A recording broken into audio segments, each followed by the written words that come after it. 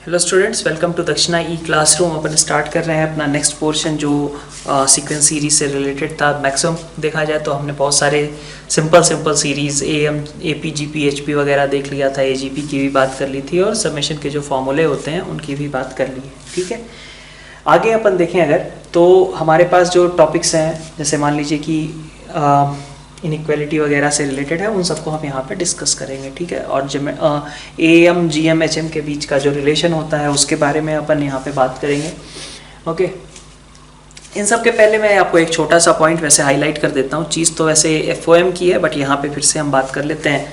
जैसे मान लीजिए आपसे कहा जाता है कि x-1 x-2 up to x-100 है। ठीक है, और इसमें आपको निकालना है x की पावर 99 x की पावर 98 का कोफिशिएंट मान लीजिए फाइंड आउट करना है। ठीक है, x-1 x-2 x-3 up to x-100 है ऐसा। तो अब कैसे करेंगे, तो यहाँ पे हम यूज़ करेंगे थ्योरी ऑफ इक्वेशन का, क्योंकि ये 100th डिग्री की पॉलिनोमियल है। 100 डिग्री की पॉलिनोमियल में अगर देखा जाए तो x की पावर 99 क्या कर रहा होगा, तो x की पावर 99 आपके सम ऑफ रूट्स को रिप्रेजेंट कर रहा होगा। x की पावर 99 का कोफिशिएंट जो होगा वो सम ऑफ रूट से कोरिलेटेड होगा ना। तो आप देख सकते हो कि मान लिया मैंने कि उस sum of coefficient suppose a है, तो a क्या होगा, a होगा आपका minus sum of roots. Theory of equation लगा रहे हैं तो ध्यान रहे, नेगेटिव तो आ ही जाएगा, तो माइनस सम ऑफ रूट्स के बराबर। तो माइनस सम ऑफ रूट्स का मतलब क्या है, उस पॉलिनोमियल के रूट्स कैसे पता चलेंगे, तो लिखे तो हुए हैं 1 2 100 यही सब है ना। तो इसका मतलब कि सम ऑफ रूट्स कितना हो जाएगा 1 + 2 अप टू 100। ठीक है, यहाँ से आप उनका सम निकाल लीजिए। ये आपके पास हो गया सम, मतलब x की पावर 99 का कोफिशिएंट। x की पावर 98 की बात करें तो वो थ्योरी ऑफ इक्वेशन से क्या होगा, वो हो जाएगा आपका पेयर वाइज प्रोडक्ट्स। ठीक है, तो x की पावर 98 के कोफिशिएंट को अगर मैंने b मान लिया तो this will be positive sign के साथ आएगा, sum of pairwise products. ठीक है, पेयर वाइज प्रोडक्ट।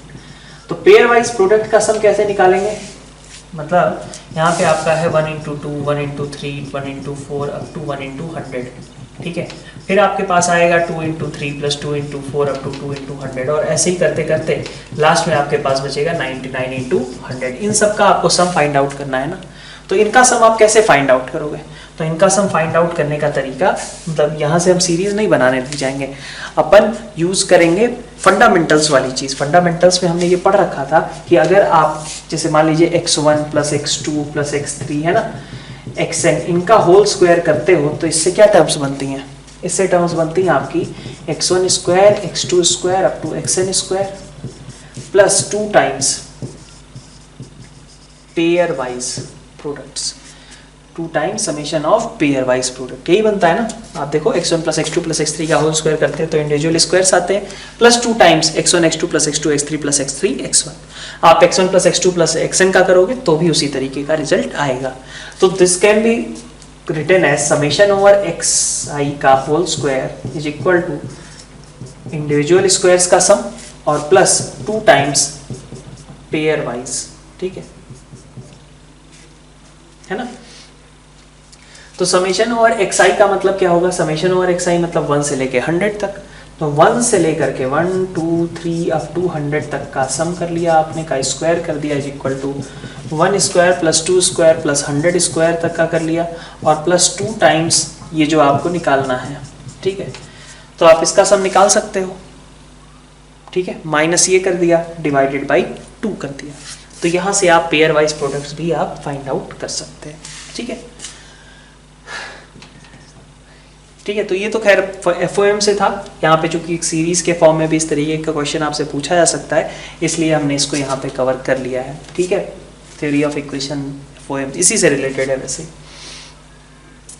ठीक है, नेक्स्ट बात करते हैं हम एक और प्रॉपर्टी की जो AM और HM से रिलेटेड होती है। जैसे मान लीजिए कि 2 टर्म्स हैं A और B, है ना, उनके बीच में आपने AMs इंट्रोड्यूस किए, A1 A2 A3 up to AN मान लीजिए, और फिर उन्हीं के बीच में A और B के बीच में आपने NHMs इंट्रोड्यूस कर दिए, H1 H2 H3 up to HN, ये मान लीजिए आपने इंट्रोड्यूस कर लिया।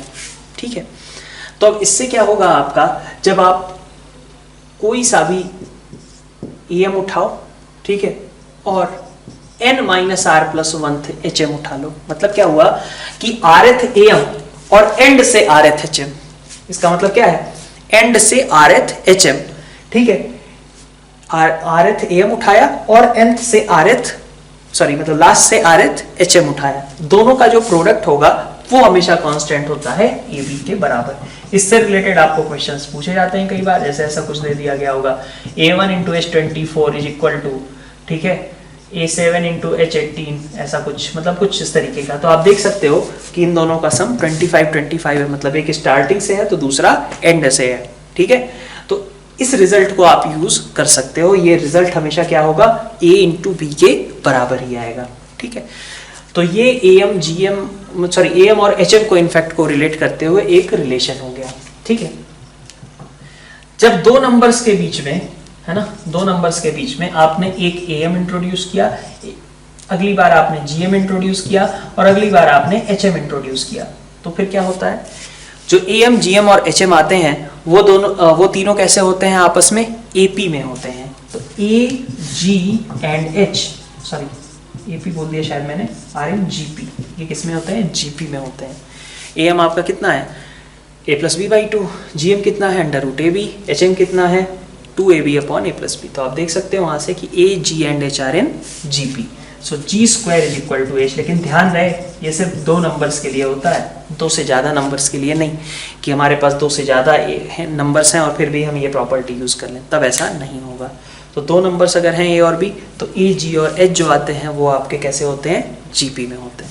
तो नेक्स्ट देखिए, जैसे मेथड ऑफ डिफरेंस का हम यूज़ करते हैं, ठीक है, मेथड ऑफ डिफरेंस जिसको कि हम VN मेथड भी बोलते हैं एक पर्टिकुलर टाइप को, और कई सारा हिट एंड ट्रायल वाला भी पोर्शन होता है, ठीक है। तो पहले हम स्ट्रक्चर्ड वे में जो हिट एंड ट्रायल नहीं है उसका करेंगे, देखेंगे एक बार। तो देखिए आपके पास मेथड ऑफ डिफरेंसेस या VN मेथड जो होता है उसमें दो तरीके का होता है। टाइप 1 होता है आपके पास कि अगर मान लीजिए 1/A1 A2 है ना, AN, ठीक है, प्लस 1/A2 A3 AN+1, ठीक है, ऐसे करके आपके पास मान लीजिए इन टर्म्स लिखी हुई हैं, और उन A1 A2 AR है, ठीक है, यहाँ पे AR+1, ठीक है, और ऐसे करके आपके पास n टर्म्स लिखी हुई हैं।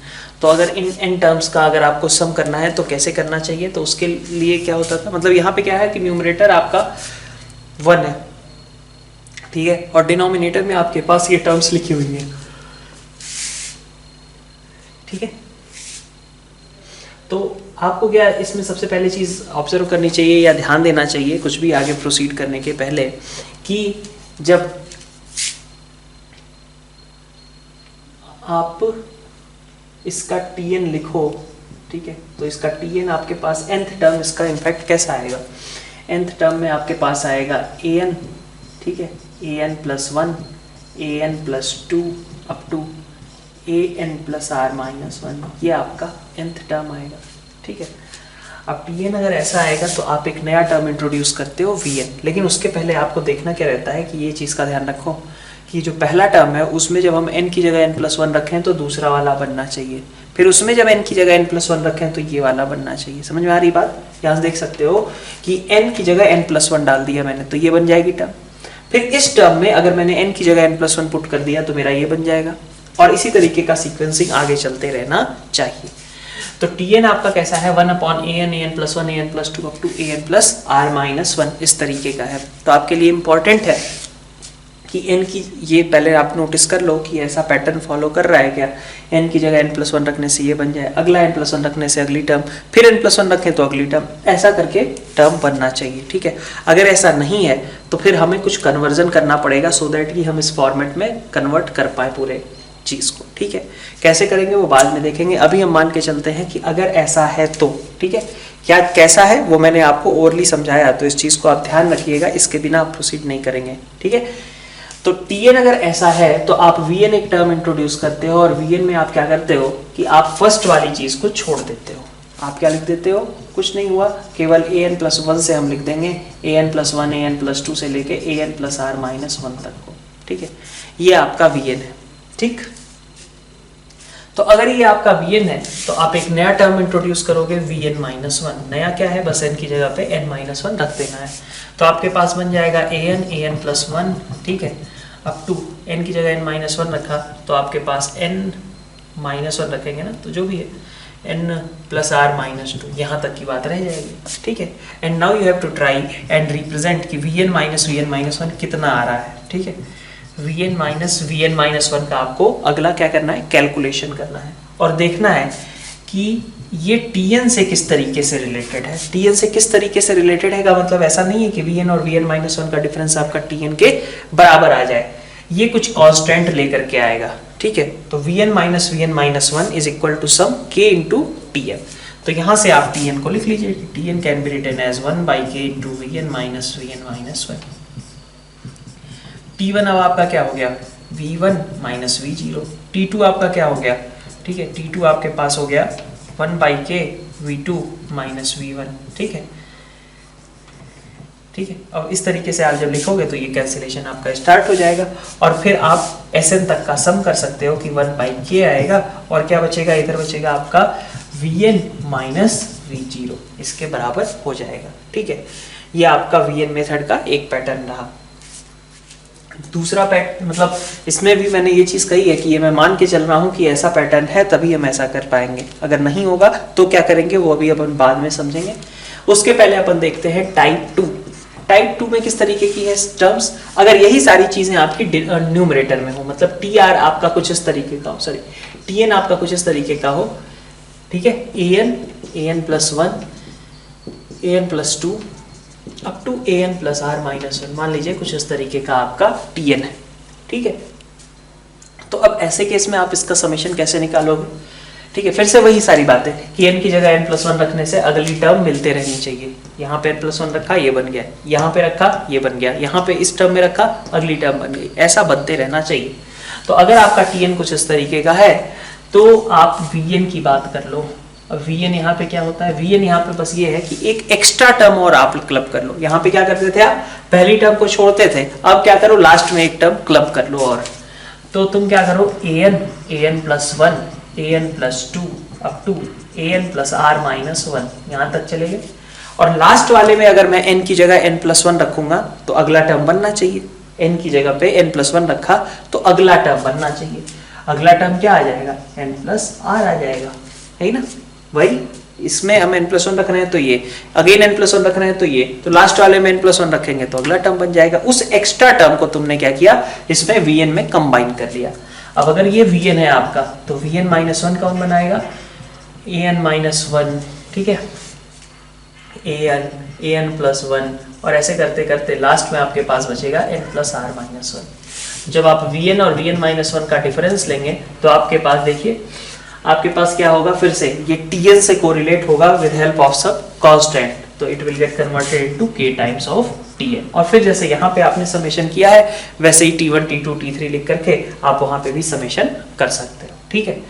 तो ये तो केस रहा स्टैंडर्ड कि अगर हमारे पास Vn मेथड हमें यूज करना है और आपके पास ये सारी चीजें अरेंज्ड मैनर में लिखी हुई हैं, ठीक है, तब तो ठीक है। आपने डायरेक्टली क्या करना है, बस अगर डिनोमिनेटर वाला Vn यूज करना है तो इसका मतलब आपको पहली टर्म छोड़ देनी है, और अगर न्यूमरेटर वाला करना है तो इसका मतलब आपको एक्स्ट्रा टर्म एक और क्लब कर लेनी है। फिर Vn और Vn माइनस वन के डिफरेंस को Tn से कोरिलेट करना है और फिर उसका सम वगैरह जो भी करना है वो फाइंड आउट कर लेंगे, ठीक है। अब अपन देखते हैं, अगर मान लीजिए इसमें प्रॉपर उस तरीके से नहीं दिया गया है तो हमें कुछ थोड़े बहुत मैनिपुलेशन करने पड़ेंगे। अगर ये जो मैंने बात करी, ठीक है, कि ये सारे टर्म्स अगर प्रेजेंट नहीं है, कुछ टर्म मिसिंग है, तो हम किस तरीके से मैनिपुलेट करेंगे, कैसे उनको इंट्रोड्यूस करेंगे सो दैट कि ये मेथड यूजफुल हो सके। तो एक छोटे से एग्जांपल के साथ इसको स्टार्ट करते हैं। जैसे मान लीजिए आपके पास 1/n n plus 2 n plus 3 ये गिवन है, ठीक है। तो आप क्या करो, आप इसमें देखो सबसे पहले कि भाई चलो Vn मेथड के लिए पहले क्या चाहिए कि यहाँ पे n की जगह n प्लस वन पुट करूँ तो अगला टर्म बन रहा है क्या, नहीं बन रहा है, ठीक है। अच्छा, फिर इस टर्म में अगर n की जगह n प्लस वन पुट करूँ तो अगला टर्म बन रहा है क्या, तो हाँ बन रहा है। तो इसका मतलब कि दिक्कत सिर्फ यहाँ पे है, किसकी कमी थी, n प्लस वन की।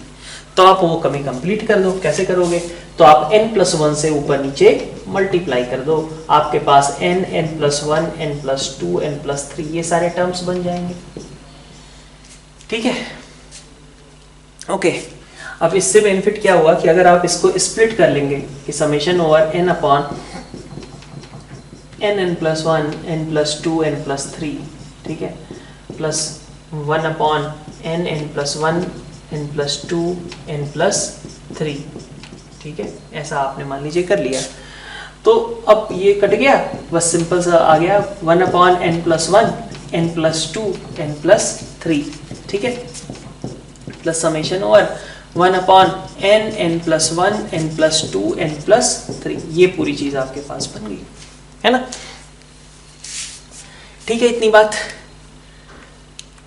तो अब इसका सम करना है। अब आप देखिए n की जगह n प्लस 1 पुट करिए, ये बन रहा है, फिर n प्लस 1 पुट करिए, ये बन रहा है, सेम चीज यहाँ पे भी फॉलो हो रही है। इसका मतलब अब ये Vn के लिए मेथड रेडी है।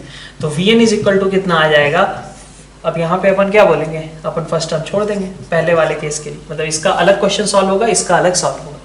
तो Vn इसके लिए कितना आएगा 1 upon n plus 2 into n plus 3, आपने पहला टर्म छोड़ देना है, ठीक है। तो Vn माइनस 1 आपने कितना लिख दिया 1 upon n plus 1 into n plus 2। अब दोनों का आप डिफरेंस ले लो, ठीक है। तो Vn और Vn माइनस 1 का जब आपने डिफरेंस लिया तो आप देख सकते हो कि कितना आएगा 1 upon n plus 2 n plus 3 minus n plus 1 और n प्लस 2, ठीक है। तो n प्लस 2 आपका कॉमन हो गया 1 अपॉन n प्लस 2, तो आपके पास कितना आया 1 upon n plus 2 into minus 2 upon n plus 1 into n plus 3, ठीक है।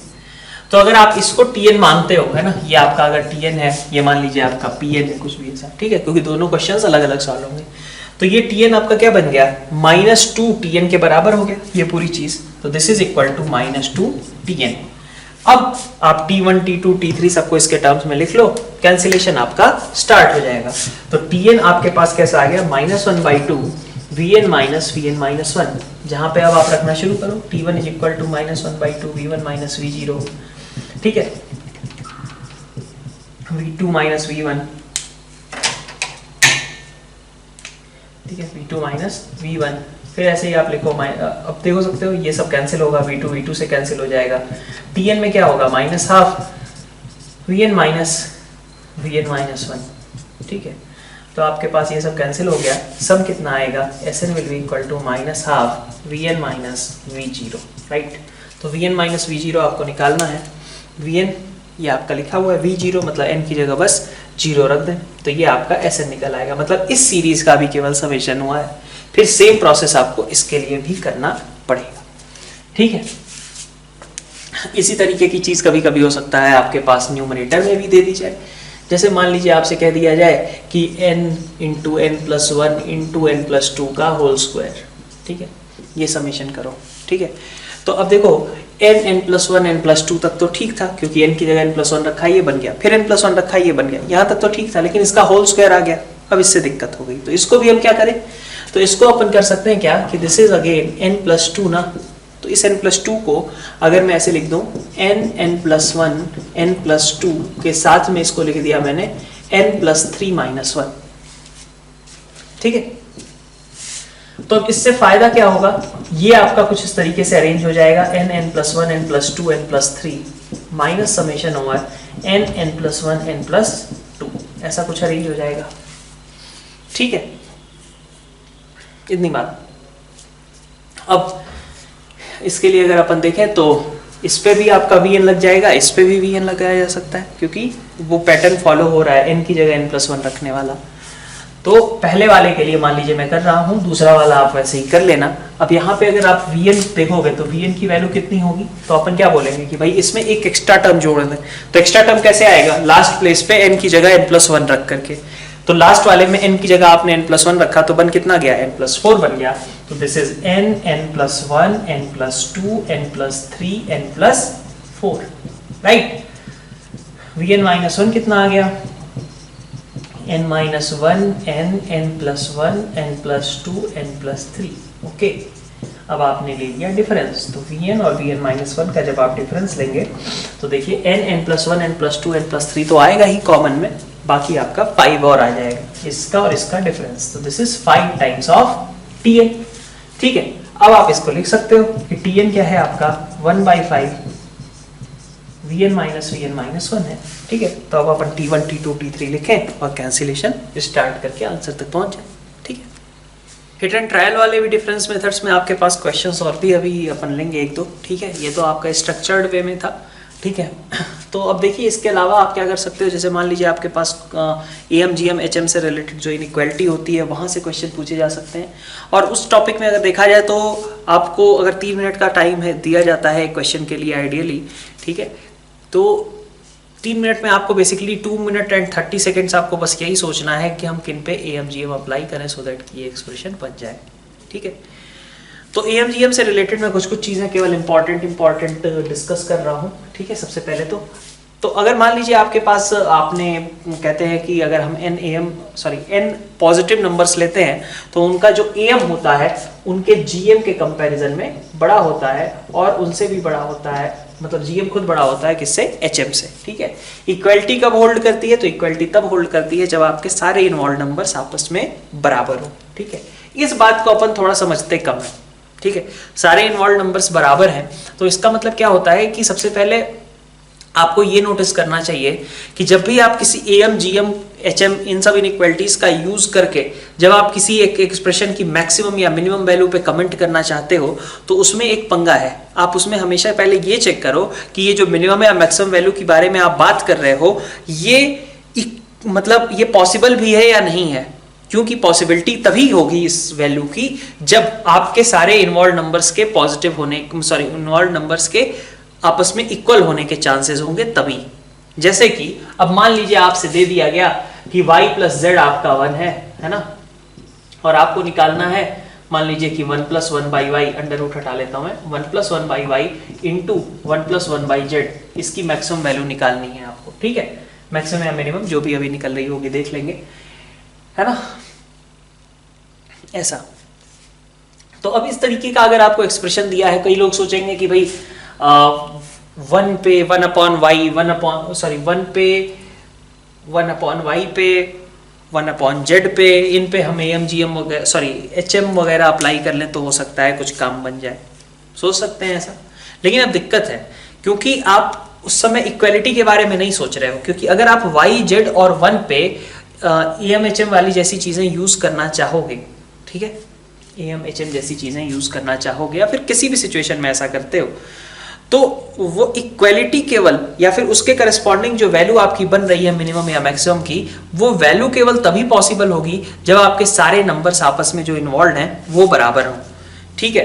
जैसे मान लीजिए आपसे कहा जाता है, ठीक है, इसकी जगह पे अपन एक दूसरा एग्जांपल से समझते हैं। x1 है ना,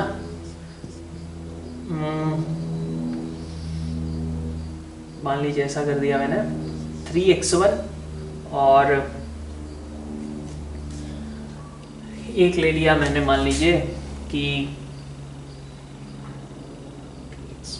ना तो 8/x1² मान लीजिए, ठीक है। अब इस पे हम मान लीजिए कोई गया कि इस पे AMGM अप्लाई कर लें, तो कोई सोचा कि इसकी मिनिमम वैल्यू निकालने के लिए हमने ये नंबर ले लिए, ठीक है। तो आपने नंबर ले लिए, कोई दिक्कत नहीं, ग्रेटर देन और इक्वल टू आपने क्या लिखा 16⁻⁴ है ना, लिख दिया। लेकिन ये पॉसिबल ही नहीं है। अब आप कहोगे कि इसकी मिनिमम वैल्यू 16⁻⁴ इंटू 3 हो सकती है, तो ऐसा नहीं है, क्योंकि ये कब पॉसिबल होगा जब x1 आपका 2x1 के बराबर हो जाए, और किसी भी पॉजिटिव नंबर के लिए x1 2x1 के बराबर तो हो नहीं सकता। तो इसका मतलब क्या हुआ, x1 2x1 8/x1² सभी आपस में बराबर हो जाए, तो ये इम्पॉसिबल है। तो चूंकि ये इम्पॉसिबल है इसलिए हमारे पास इस तरीके से इसके बारे में कमेंट करना भी गलत है। तो कई बार क्या होता है कि हम कुछ भी AMGM में अप्लाई करते हैं तो हम मिस कर जाते हैं एक पॉइंट की आप जो भी उससे अगर आप मिनिमम या मैक्सिमम वैल्यू की बात आप कर रहे हो तो पहले एक बार क्रॉस चेक करके देख लो कि क्या जिन नंबर्स पे आपने AMGM या फिर AM-HM चाहे GM-HM जो भी अप्लाई किया है, क्या वो उन पे आपस में इक्वल होने की पॉसिबिलिटी है या नहीं है। अगर पॉसिबिलिटी है तब तो आप उस तरीके से प्रोसीड कर सकते हो, लेकिन अगर ये पॉसिबल ही नहीं है कि वो नंबर्स आपस में बराबर हैं तो फिर हम इस तरीके से प्रोसीड नहीं करेंगे, ठीक है। फिर उसका कुछ और मेथड होगा, ठीक है। जैसे कि इस क्वेश्चन में सोचना क्या मेथड हो सकता है, ठीक है। तो आप देखिए कि ये आपके पास AM, GM और HM से रिलेटेड चीज़ रही। सबसे पहले तो इनइक्वालिटी से रिलेटेड कि आप कब इनइक्वालिटी का यूज करके मिनिमम या मैक्सिमम पे कमेंट करोगे, जब आपके पास उनके आप जिन नंबर्स पे हम एम जीएम या फिर एचएम इनइक्वालिटीज यूज कर रहे हैं उनके आपस में बराबर होने के चांसेस हो। अगर बराबर होने के चांसेस नहीं है तो फिर हम उस इनइक्वालिटी का मतलब उसके करस्पॉन्डिंग हम मिनिमम या मैक्सिमम वैल्यू के बारे में कमेंट नहीं करेंगे। ठीक है, एएमजीएम के समय एक और चीज हमें प्रेफर करनी चाहिए कि जब आप एएमजीएम जैसी इनइक्वालिटी अगर यूज करते हो तो आप एक साइड उसका कांस्टेंट बनाने का ट्राई करो। आइदर वो कांस्टेंट आपको दिया गया हो कि भाई जैसे मान लो कहीं पे आपने x1 x2 x3 इन पे एएम एचएम लगाना चाहा, ठीक है, तो इन केस अगर मान लीजिए आपका 1/x1 + 1/x2 + 1/x3 दिया हुआ है तो ऐसे केस में वो क्या हो जाएगा, आपका एचएम वाली साइड जो है कांस्टेंट हो जाएगी। तो एक साइड जब कांस्टेंट हो जाए तो फिर हम उससे आसानी से वैल्यूज निकाल सकते हैं। ठीक है, देखिए एक और चीज, एएम इधर है और जीएम है इधर, है ना, एएम जीएम में देखना, तो अगर किसी मतलब एक्सप्रेशन के कुछ नंबर्स का एएम लेंगे तो उनका एडिशन लिखा होगा और जीएम लेंगे तो उनका प्रोडक्ट लिखा होगा, इधर उनकी प्रोडक्ट की पावर समथिंग, ऐसा ही होगा ना। तो अगर सम आपका किसी एक एक्सप्रेशन है जिसके बीच बीच में बार बार एडिशन साइन है और उनका आपको निकालना है कि उसकी मिनिमम वैल्यू क्या होगी, तो वो यहां से निकल सकती है। इसी तरीके से किसी प्रोडक्ट की मैक्सिमम वैल्यू क्या होगी, तो this product will be less than और इक्वल टू समथिंग, वो यहां से निकल सकता है। ठीक है, तो एएम ग्रेटर देन जीएम किसी भी एक एडिशन की maximum value find out minimum value find out करने के लिए और किसी प्रोडक्ट की मैक्सिमम वैल्यू फाइंड आउट करने के लिए यूज किया जा सकता है। कब किया जाएगा वो क्वेश्चन टू क्वेश्चन वेरी करेगा, जिसमें से एक कंडीशन हमें क्रॉस चेक करने की बार बार रिक्वायरमेंट है कि क्या इस तरीके की सिचुएशन बन भी रही है या नहीं बन रही है। एएम जीएम एचएम से रिलेटेड आपके पास अब कई बार होता है कि एचएम के हम थोड़ा कम यूज किया करते हैं, एचएम थोड़ा कम यूज होता है। तो एचएम का यूज कब करना है, सबसे पहले ये भी समझ लीजिए। एचएम का यूज केवल आपको तभी करना है जब आपके पास मैक्सिमम चांसेस, मतलब उसके कब हैं, जब रेसिप्रोकल्स ऑफ नंबर्स इन्वॉल्व हो, जो नंबर्स के बारे में आपको इंफॉर्मेशन दी गई है उनके रेसिप्रोकल्स पे आपको कमेंट करना हो। अगर इस तरीके का है तो वहां पे आपको एक आइडिया मिलता है कि हाँ हो सकता है कि यहाँ पे एचएम के थ्रू काम बन जाए। ठीक है, तो ऐसे केसेस में आपको एचएम का यूज करना पड़ेगा। अगर एडिशन के बारे में आपको इंफॉर्मेशन है तो आप एएम से जाएंगे, अगर प्रोडक्ट के बारे में इंफॉर्मेशन है तो आप जीएम से जाएंगे। ठीक है, एक आध क्वेश्चंस लेते हैं इससे रिलेटेड। तो जैसे आपसे मान लीजिए क्वेश्चन पूछा जाता है कि भाई 3a + 4b + 5c की वैल्यू, मान लीजिए कहा गया कि ये वैल्यू मान लीजिए आपकी 6c ले लेता हूँ, ठीक है, 8 के बराबर है। ठीक है, a b c सभी पॉजिटिव हैं और आपको क्या करना है कि a³ b² c⁴ इसकी मैक्सिमम वैल्यू फाइंड आउट, मतलब इसकी मैक्सिमम वैल्यू फाइंड आउट करनी है। ठीक है, तो आपको इसको मैक्सिमाइज करना है ना। तो आप कैसे करोगे, आप देखो, आपको अभी कहा मैंने कि हमेशा जो नंबर्स इन्वॉल्व होंगे उनमें इक्वालिटी की पॉसिबिलिटी होनी चाहिए। तो 3a के 3 इक्वल टुकड़े कर दो, 4b के 2 इक्वल टुकड़े कर दो, 6c के 4 इक्वल टुकड़े कर दो। क्या क्या बनेंगे, a इनको ले लिया, 4b से आप क्या ले लो, 2b + 2b बना लो। ठीक है, 6c के आप क्या कर दो, 4 इक्वल टुकड़े करने थे तो 3c/2 3c/2 है ना, 3c/2 और एक और 3c/2। ठीक है, ये 4 टुकड़े हो गए। कितना हो गया, कितने नंबर्स आ गए हमारे पास, तो टोटल 4 3 7 2 9 टर्म्स है, ग्रेटर देन और इक्वल टू। ठीक है, इनका जो सम है कैसा होना चाहिए, ग्रेटर देन और इक्वल टू देयर प्रोडक्ट, मतलब जीएम। तो प्रोडक्ट आ जाएगा a³ × 4b² × 81c⁴/16 raise to power आपके पास कितना आएगा 1/9। तो दिस इज योर 8/9, राइट। ठीक है, और की पावर में आपने लगा दिया 9, ग्रेटर देन और इक्वल टू 324 आ जाएगा बाई 16 है आपके पास a³ b² c⁴।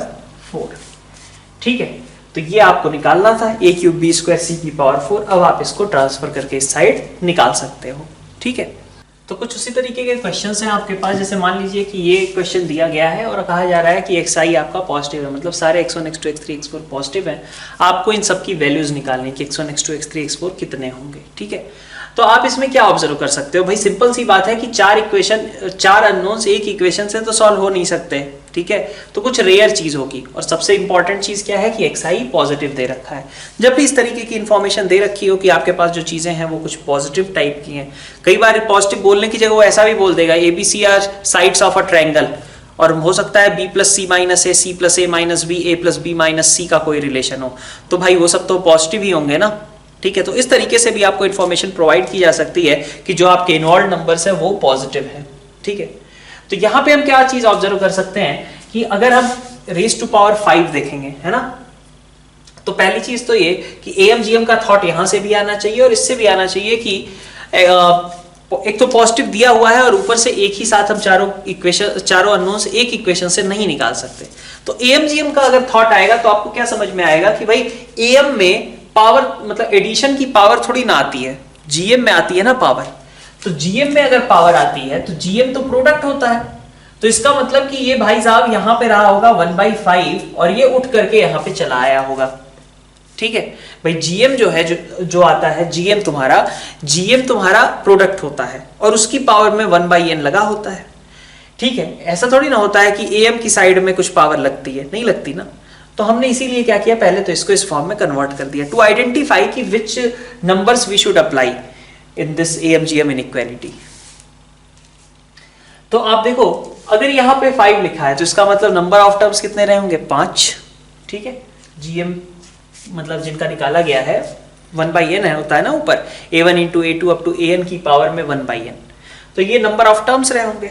यहां पे भी हमें दिख रहा है 5 टर्म्स हैं, ठीक है। तो अब देखिए अगर यहां पे 5 टर्म्स मैं लिख दूं, ठीक है, तो देखो क्या हो जाएगा, 5 से आपको इधर भी डिवाइड करना पड़ेगा, तो 5 से आपने पूरे को डिवाइड किया है, ठीक है, इतने को। तो this is coming out as 2x1 x2 x3 x4 raise to power 1/5 and here it is summation over xi by xi two, ऐसा कुछ यही है ना आपके पास, ठीक है। तो इसका मतलब क्या हुआ कि x1 इन सब का AM जो है GM के बराबर है, तो AM और GM बराबर है, इसका मतलब क्या हुआ कि सारे इन्वॉल्व नंबर्स आपस में बराबर होंगे। सो इसलिए x1 is equal to x2 is equal to x3 is equal to x4 is equal to 2, ये आपका करेक्ट एक्सप्लेनेशन रहेगा, ठीक है। तो आपकी सारी वैल्यूज भी निकल आई यहाँ से, ओके। नेक्स्ट आते हैं इस क्वेश्चन पे। यहाँ पे आपसे कहा जा रहा है कि ये सारे नंबर्स आपके पॉजिटिव हैं, तो अब इससे आपका क्लियर हो गया कि S minus A1 S minus A2 S minus AN ये सब भी कैसे रहेंगे, पॉजिटिव ही रहेंगे, ठीक है। अब देखो आपको इन्फॉर्मेशन किसके बारे में दी गई है, A1 A2 AN इन सब के बारे में इन्फॉर्मेशन है, उनसे रिलेटेड कोई एक्सप्रेशन है। S माइनस A1 के बारे में कोई इन्फॉर्मेशन नहीं है, ठीक है। तो अब आपको क्या करना चाहिए, कुछ ऐसा करो सो दैट कि A1 A2 प्लस AN इस तरीके की टर्म बन पाए।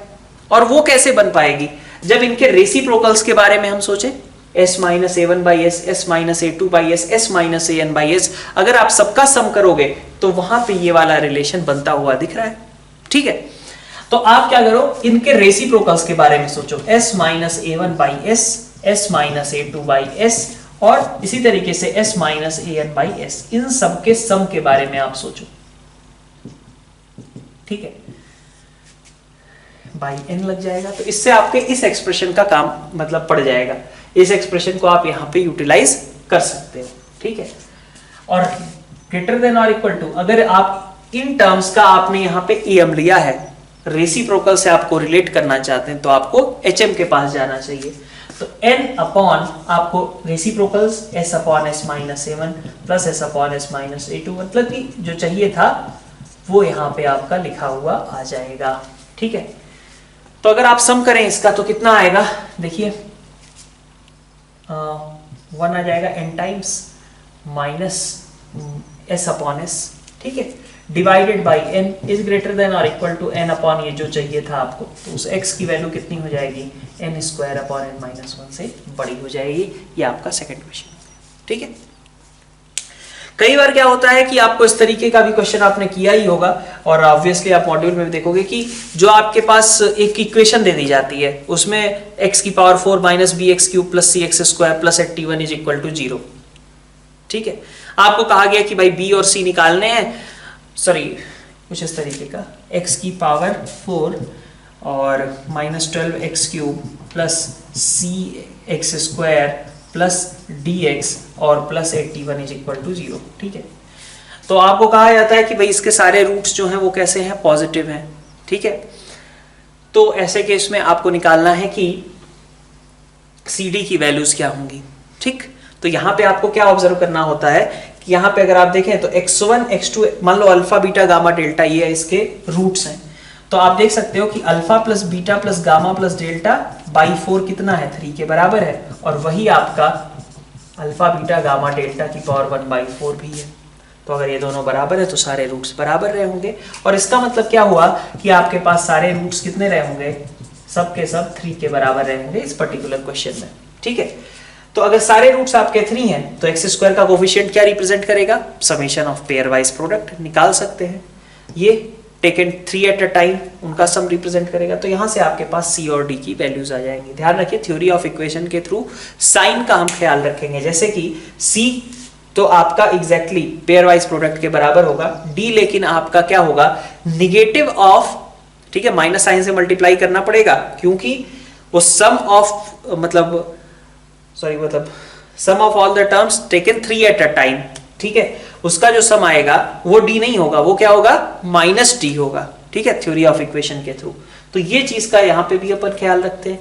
एक और छोटा सा पॉइंट आता है हमारा कि अगर मान लीजिए कि आपको कोई एक AM GM टाइप की आपको फीलिंग आ रही है, ठीक है, सारी चीजें पॉजिटिव के बारे में बात कर ली गई है, और आपसे क्वेश्चन में मान लीजिए ये पूछ लिया जाए, मतलब आपको दिखे कि भाई एक साइड में एडिशन है इनइक्वालिटी के, दूसरी साइड में भी एडिशन है, दोनों साइड में आपके पास एडिशन की ही टर्म्स हैं, तो क्या करें, ऐसे केस में आपको AM GM वाली इनइक्वालिटी को एक से ज्यादा बार यूज करना पड़ता है। बात समझ में आनी चाहिए, एक बार को हम इसका एग्जांपल समझेंगे। क्या कहा जा रहा है कि AM ग्रेटर देन GM में क्या होता था कि इनइक्वालिटी के एक साइड आपका एडिशन रहता था और दूसरी साइड आपका प्रोडक्ट रहता था, लेकिन अभी अगर बात करें तो अभी हम किस सिचुएशन की बात कर रहे हैं कि इनइक्वालिटी के लेफ्ट साइड में भी एडिशन है, राइट साइड में भी एडिशन है, लेकिन आपको लग रहा है कि भाई AM GM से हो सकता है काम बनना है, ठीक है। तो ऐसे केसेस में हो सकता है कि AM GM एक से ज्यादा बार यूज किया जाए, ठीक है। एक से ज्यादा बार यूज करने का क्या मतलब है, एक बार हम देखते हैं उसे क्वेश्चन में। अब जैसे देखो यहाँ पे क्या हुआ कि आपको ABC पॉजिटिव दिया गया है, मान के चल रहे हैं, और आपको देखो इनइक्वालिटी के दोनों साइड आपके पास कैसी टर्म्स हैं, पॉजिटिव टर्म्स हैं, ठीक है।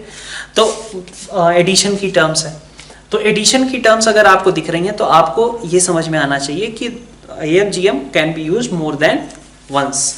तो अगर आप देखो कि BC बाई AQ और CA बाई BQ, इन पे अगर आप AM GM अप्लाई करोगे तो क्या बनेगा, ठीक है, आपके पास आएगा C² अपॉन A² B² की पावर में 1/2, यही होगा ना GM। तो यहां पे आपके पास क्या आ गया, C बाई AB, ठीक है, मतलब इसी को आप क्या लिख सकते हो, this thing can be equal to C by AB, ये आपका C बाई AB है, मतलब ये क्वांटिटी आपकी कैसी है, C बाई AB से बड़ी है। इसी तरीके से आप देखें तो AC बाई BQ और दूसरा AB बाई CQ, इन पे अगर आप AM GM अप्लाई करो तो यहां से आपको क्या पता चलेगा कि ये आपका A अपॉन BC से बड़ा है। और सेम तरीके से अगर आप पहले और तीसरे पे अप्लाई करो BC by AQ plus AB by CQ, ये जो मैं बात कर रहा हूं ना कि मोर देन वंस वाला, तो मोर देन वंस वाले मैक्सिमम केसेस में आपको ऐसा होगा, फर्स्ट सेकंड को एक बार अप्लाई किया, सेकंड थर्ड को एक बार अप्लाई किया, थर्ड फर्स्ट को एक बार अप्लाई किया, ठीक है, उनसे शायद काम बन जाएगा आपका, ठीक है।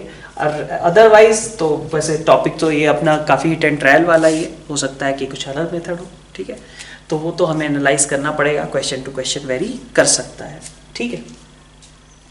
यहाँ पे कितना आ जाएगा, B बाई AC आ जाएगा। तो अब अगर आप इन सबका सम करो, ठीक है, ठीक है, आपने 3 बार अभी तक AM GM का यूज कर लिया है, अब अगर आप इनका सम करेंगे तो आपको देखिए क्या मिलेगा, इधर मिलेगा BC by A³ CA by B³ plus AB by C³, यही मिलेगा, ग्रेटर देन और इक्वल टू इन तीनों का समेशन। तो इन तीनों का जब आप एडिशन करोगे तो ये क्या आएगा, A² plus B² plus C² upon ABC, ऐसा ही आएगा ना, ठीक है। और A² plus B² plus C² अगर आपको याद हो डायरेक्टली तो आप एक पढ़ते थे कि A² plus B² plus C² minus AB minus BC minus CA, ये आपका ग्रेटर देन और इक्वल टू 0 होता है, ये आप डायरेक्टली पढ़ते थे। हाफ ए माइनस बी का whole square plus b minus c का whole square plus c minus a का होल स्क्वायर लिखा हुआ है, इसलिए ये क्वांटिटी आपकी हमेशा पॉजिटिव होगी because this is sum of 3 perfect squares. तो अगर आपको ये याद है तो आप डायरेक्टली यहां से कह सकते हो कि this whole expression will be greater than a b plus b c plus c a. That means कि ये जो क्वांटिटी है इसका न्यूमरेटर जो है इससे भी छोटा है आपका a b plus b c plus c a. कह सकता हूं a square plus b square plus c square is greater than a b plus b c plus c a. A b c नीचे, तो this will be greater than और equal to 1 by a plus 1 by b plus 1 by c. ठीक है, और अगर आपको ये याद नहीं है तो AMGM आपको फिर यूज करना पड़ सकता है। जैसे देखिए a square plus b square plus c square की बात कर रहे थे ना, तो इस greater than a b plus b c plus c a. Effectively हमने यही प्रूव किया है यहाँ पे, इसका डायरेक्टली रिजल्ट इनफैक्ट यहाँ से यूज कर लिया है। आप इसको भी उसी तरीके से प्रूव कर सकते हो क्योंकि इनइक्वालिटी के दोनों साइड बीच बीच में एडिशन लगा हुआ है, तो जब एडिशन लगा हुआ होता है तो फिर से वही बात कि आप एक से ज्यादा बार यूज करोगे AMGM।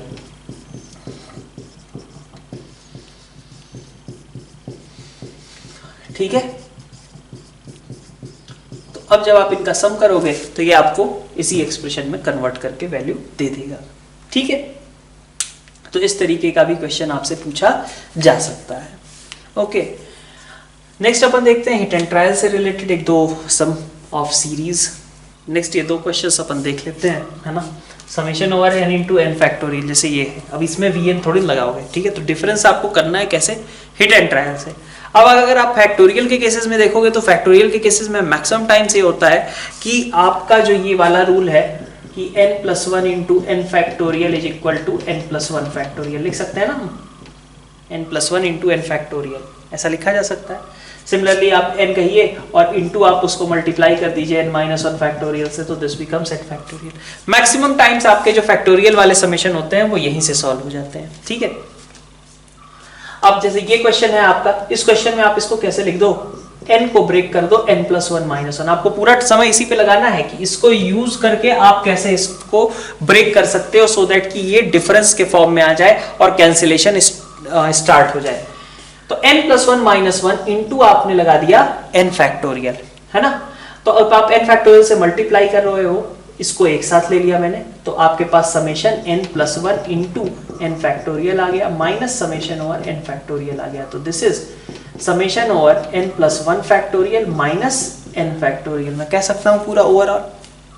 ठीक है, तो इसकी हेल्प से हुआ क्या कि your Tn is now n plus 1 factorial minus n factorial. So your T1 is 2 factorial minus 1 factorial. T2 is 3 factorial minus 2 factorial. T3 is 4 factorial minus 3 factorial. ठीक है, इस तरीके से। तो आपका सम कितना आ जाएगा, सम आपके पास आ जाएगा ये कट गया, ये कट गया, तो n plus 1 factorial minus 1। ठीक है, ये आपका सम हो जाएगा। ठीक है, यहाँ पे तो आपको फैक्टोरियल के केसेस में मैक्सिमम टाइम्स यहाँ से जाना होता है इन्हीं दोनों फॉर्मूलों की हेल्प से। बाकी समय पे कोई गारंटी नहीं है आपका किसी भी तरीके का, मतलब फैक्टोरियल के अलावा बाकी समय की बात कर रहे हैं हम, तो हिट एंड ट्रायल आपको डिफरेंट अलग अलग मिल सकता है। ठीक है, आप वो सीक्वेंस सीरीज, अगर आपको उससे रिलेटेड क्वेश्चंस देखने हैं तो आप थोड़ा बहुत अगर चाहो तो सीक्वेंस सीरीज में हमने कुछ क्वेश्चंस लास्ट में लिए हैं हिट एंड ट्रायल से रिलेटेड, तो आप उनके वीडियोस भी रेफर कर सकते हो। ठीक है, नेक्स्ट अपन ये क्वेश्चन देखते हैं 1/1 into 3 plus 2/1 3 5 3/1 3 5 7। ठीक है, अब इसकी बात करें तो आपको क्या दिखेगा कि इसका पहले तो हमने जनरल टर्म लिखा, कितना आएगा n/1 3 5 up to 2n minus 1, 2n minus 1 नहीं 2n plus 1 है। ठीक है, ये है आपके पास। ओके, ठीक है, अब इसका कैसे ब्रेक करें, तो अब ये हिट एंड ट्रायल है, प्योर हिट एंड ट्रायल है।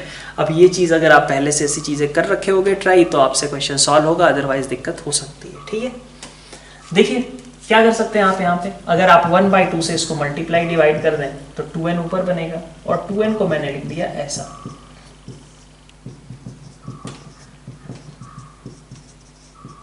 ऐसा ही है ना, तो 1/2 कॉमन, 2n plus 1 अपॉन ये, तो 2n plus 1 ने 2n plus 1 को साफ कर दिया, बाकी बचा नीचे 1 3 5 7, और 2n plus 1 से जस्ट पहले क्या आएगा, 2n नहीं आएगा, 2n minus 1 आएगा, क्योंकि ये कितने के गैप पे हैं, 2 के गैप पे है ना, तो 2n+1 के पहले क्या रहा होगा, 2n-1 रहा होगा।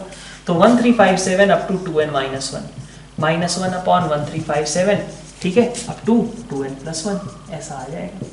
ठीक, अब आप देखिए आपका कैंसिलेशन हो गया start, t1 is equal to 1/2, यहाँ पे 1/1, ठीक है, और लास्ट टर्म भी क्या होनी चाहिए, ऐसा नहीं है कि 1357 सब आएगा ही आएगा, इसका मतलब क्या होता है, देखो फर्स्ट टर्म ये रहेगी, लास्ट टर्म ये रहेगी, और बीच में 2 का गैप रहेगा, बस इतना।